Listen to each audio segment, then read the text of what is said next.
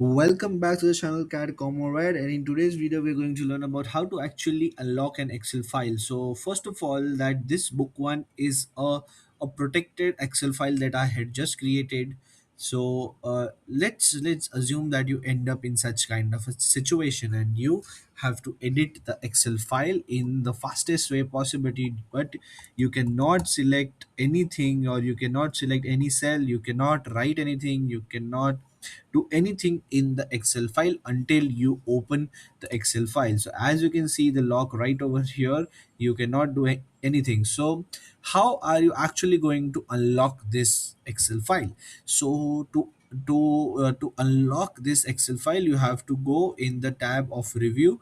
Under the protection tab, you have to do is manage protection. Under the manage protection, when you open the manage protection tab, it will ask you for the password. So you should, of course, know the password of the Excel file. I am not teaching you how to hack an Excel file. I am telling you that how to unlock an Excel file. So this is how, after putting in the password, you can actually turn off the protection of the thing, and you can then edit anything that you want in the Excel file. So this is how you actually unlock an Excel file, and you then start editing to whatever you need.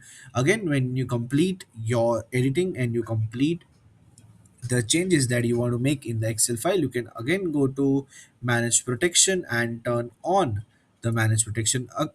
Again, that will again lock the file, and you will not be able to do anything for anything